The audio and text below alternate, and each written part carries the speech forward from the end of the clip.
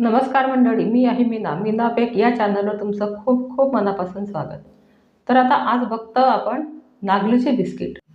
तर बघा आता या नागलीला कोणी कोणी नाचणीसुद्धा म्हणतं. तर बघा आता विदाऊट ओव्हन आणि गॅसवरती आपण हे बिस्किट इथे बेक केलेले आहे आणि मी हे ताटामध्ये ठेवलेले होते बेक करायच्या वेळेस. आणि बघा आतून पहा किती छान आपले बिस्किट असे एकदम छान कुरकुरीत आपले बिस्किट झालेले आहे. तर बघा आता हातावर मी तुम्हाला दाखवते ते एकदम असा रवाळपणा आपल्या ह्या बिस्किटांना आलेला आहे. तर आता बघूया आपण हे बिस्किट मी कशाप्रकारे बनवले आहे ते. तर आता इथे घ्यायचं आहे आपल्याला 1/3 कप गूळ. तर इथे मी हे जे बिस्किट आहे तर हे हेल्दी बिस्किट बनवणार आहे. तर गुळापासून आपल्याला बनवायचे. हे तुम्हाला जर गुळापासून आवडत नसेल तर तुम्ही साखरेचा वापर केला तरी चालेल. आता इथे घ्यायचं आहे 1/4 कप मी म्हशीचं तूप घेतलेलं आहे. तर बघा आता माझ्याकडे गाईचं तूप नव्हतं म्हणून मी हे म्हशीचं साजूक तूप घेतलेलं आहे आणि ते आपल्याला थोडं गरम करायचं आहे. कारण आपण हा गूळ जो आहे तर हा गूळ आपल्याला यात पूर्ण असा विरघळून घ्यायचा आहे. तर बघा हे तूप जे आहे तर हे जरा थोडं चांगलं गरम करा म्हणजे आपला हा गूळ आहे तर हा लगेच विरघळेल आणि हे आपल्याला छान असं एकजीव करायचं आहे. तर मंडळी आता हे जे बिस्किट आपण बनवत आहोत तर हे नाचणीच्या पिठापासून बनवत आहोत. तर बघा आता इथे आपण नाचणीचं पीठ आपण वापरणार आहोत. तर नाचणीच्या पिठामध्ये कॅल्शियम भरपूर प्रमाणात असतं आणि ते आपल्या हाडांसाठी अतिशय महत्त्वाचं असतं. म्हणून उन्हाळ्यामध्ये नागली ही जास्त आवर्जून खायची आणि नागली ही थंड असल्यामुळे तर उन्हाळ्यात तिचा जास्तीत जास्त आपण आहारामध्ये उपयोग हा केला पाहिजे. तर बघा आता आपल्याला इथे घ्यायचं आहे 1 टेबलस्पून फक्त आपल्याला इथे दूध घ्यायचं आहे आणि हे दूधसुद्धा आपलं कोमट आहे. तर आपल्याला नंतरसुद्धा दूध लागणार आहे, पण आपण आता इथे हा गूळ विरघळतो आहे म्हणून आपण इथे थोडं हे दूध पण इथे टाकून घेतलेलं आहे. तर हे सर्व टाकल्यानंतर आपला हा जो गूळ आहे तर हा छान इथे पातळ होणार आहे. तर बघा आता आपला हा गूळ जो आहे तर तो अशा प्रकारे इथे पातळ झालेला आहे. तर आता यात घ्यायचं आहे आपल्याला 1/2 कप रवा. तुम्हाला जर रवा घ्यायचा नसेल तर तुम्ही गव्हाचं पीठसुद्धा इथे घेऊ शकता. तर हा रवा घेतल्यामुळे आपल्या ह्या पिठाला छान असं बाइंडिंग येतं. म्हणून इथे मी हा रव्याचा उपयोग केलेला आहे.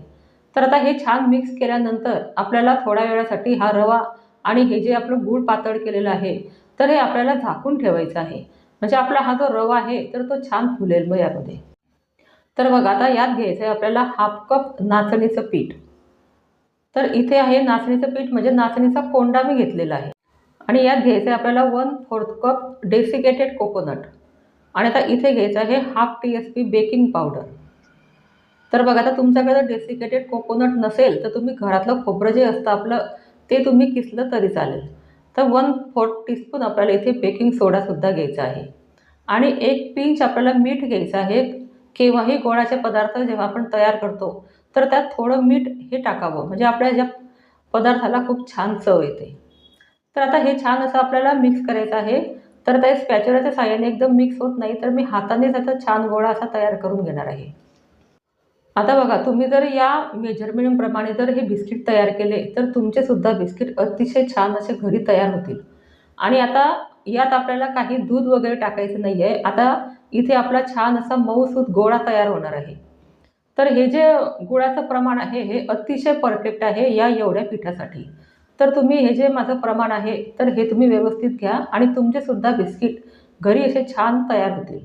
तर बघा आता मी अजिबात व्हिडिओ स्किप केलेले नाही आहे. तर पूर्ण आपला हा गोळा इथे तयार झालेला आहे. तर आता हा जो गोळा आहे तर हा गोळा आपल्याला थोडा वेळ इथे झाकायचा आहे म्हणजे आपलं हे जे मिश्रण आहे आपण मीठ वगैरे टाकलेलं आहे तर ते छान असं मिक्स होईल. तर एक 10 मिनिटासाठी आपण इथे ह्याला झाकणार आहोत. तर आता इथे घेतलेलं आहे मी एक ताट आणि या ताटाला आपल्याला थोडं इथे तूप लावायचं आहे. तर बघा आता आपण होममेड बिस्किट तयार करणार आहोत. मग आपल्याला बेक करायच्या वेळेससुद्धा आपण घरामध्ये जे ताट वापरतो जेवणासाठी तर त्या ताटामध्ये आपल्याला इथे हे बिस्किट जे आहे तर ते बेक करायचे आहे आणि आपल्याला हे बिस्किट गॅसवरती बेक करायचे आहे, ओव्हनमध्ये नाही. तर आता बघा आपला हा जो गोळा आहे तो सुद्धा छान असा मिक्स झालेला आहे आणि आता आपल्याला ह्या गोळ्यापासून छोटे छोटे गोळे इथे तयार करायचे आहे आणि त्यापासून आपल्याला इथे हे बिस्किट बनवायचे आहे. तर बघा हा गोळा पण छान असा एकजीव झालेला आहे आणि मऊ गोळा झालेला आहे आपला. तर बघा आता इथे माझ्याकडे हा बेकिंगचा स्पून आहे. 1 टेबलस्पून म्हणून हा स्पून बेकिंगमध्ये वापरला जातो. तर या साइजचे मी इथे गोळे तयार करणार आहे. तर हे राऊंडमध्ये करणार आहे. तुम्हाला ज्या शेपमध्ये बिस्किट बनवायचे आहे तर त्या शेपमध्ये तुम्ही हे बिस्किट तयार करू शकता. तर आता इथे या स्पूनच्या साहाय्याने आपले जे बिस्किटांचे गोळे आहे तर हे सारखे तयार होतील. आणि आता इथे मी जी कढई आहे ती सुद्धा प्रीहीट करण्यासाठी गॅसवरती ठेवलेली आहे. आपण हे जे बिस्किट तयार करू तोपर्यंत आपली कढईसुद्धा छान अशी प्रीहीट होणार आहे. तर आता इथे सर्व गोळे मी तयार केलेले आहे. तर तुम्ही बघू शकता हे गोळे आता. तर आता यावरती आपल्याला थोडं डिझाईन म्हणून एका फॉकच्या साहाय्याने मी इथे डिझाईन काढणार आहे. तर तुम्हाला अशी जर काढायची नसेल तर तुम्ही तुमच्या आवडीप्रमाणे वेगळी डिझाईनसुद्धा इथे काढू शकता. आणि बघा आता इथे वरती मी डेकोरेशनसाठी काहीच ठेवत नाही आहे. तुम्हाला जर ठेवायचं असेल तुम्ही ड्रायफ्रूटसुद्धा इथे लावू शकतात. आणि आता इथे आपली ही जी कढई आहे ही सुद्धा छान अशी प्रीहीट झालेली आहे. 10 ते 12 मिनिटासाठी मी इथे प्रीहीट करून घेतलेली आहे. आणि आता या कढईमध्ये आपल्याला हे जे ताट आहे तर हे हळूवारपणे ठेवायचं आहे, कारण आपली जी कढई आहे तर ही खूप गरम झालेली आहे. तर आता हे बिस्किट जे आहे तर हे 15 मिनिटासाठी बेक करायचे आहे. 15 मिनिटानंतर बघू आपण आपले हे बिस्किट कशा प्रकारे बेक झालेले आहे ते. तर बघा आता आपले हे जे बिस्किट आहे तर ते आपण बघणार आहोत. तर हे 15 मिनिटानंतर सुद्धा असे व्यवस्थित बेक झालेले नाही आहे. तर अजून 5 ते 7 मिनिटासाठी आपल्याला इथे हे बेक करायचे आहे. म्हणजे आपल्या हे बिस्किटांना छान असा वरनं ब्राऊन कलर यायला पाहिजे. तर बघा आता इथे 22 मिनिट झालेले आहे आणि आपण बघूया आपले हे जे बिस्किट कसे झालेले आहे ते. तर बघा आता याचा थोडा कलर हा चेंज झालेला आहे आणि हात लावून बघते आहे मी, तर हे छान असे इथे बेक झालेले आहे. म्हणजे हे नरम लागत नाही आहे, असे हे कडक हाताला लागत आहे. म्हणजे आपले हे जे बिस्किट आहे तर हे छान असे बेक झालेले आहे. तर आता हे ताट आपण खाली उतरूया गार होण्यासाठी.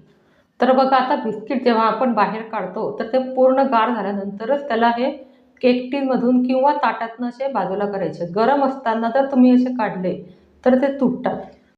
आणि बघा आता हे ताटाला छान असे चिपकले आहे. म्हणजे आपले हे जे बिस्किट आहे तर हे चांगल्या प्रकारे बेक झालेले आहे. आणि विदाऊट ओव्हन आपण हे बिस्किट इथे बेक केलेले आहे. तर मंडळी बघा आता ही व्हिडिओ तुम्ही कुठून बघता हे मला कमेंटमध्ये नक्की सांगा. म्हणजे मला कळेल की माझी व्हिडिओ तुमच्यापर्यंत पोहोचली. आणि बघा बेकरीतनं बिस्किट आणण्यापेक्षा घरी बिस्किट बनवणे अतिशय सोपे झालेले आहेत आता. तर आपण घरी जर हे हेल्दी फूड आपल्या मुलांना दिलं तर त्यांचं आरोग्यसुद्धा चांगलं राहील. आणि बघा आता आतून आपले हे बिस्किट कसे पोकळ झालेले आहे आणि एकदम कुरकुरीत हे बिस्किट इथे झालेले आहे. तर आपण रवा वापरल्यामुळे आपले हे जे बिस्किट आहे तर यांना कुरकुरीतपणा आलेला आहे. तर तुम्ही रवाऐवजी गव्हाचं पीठ मी तुम्हाला बघायचे सांगितलं होतं, पण ते गव्हाचं पीठ वापरू नका.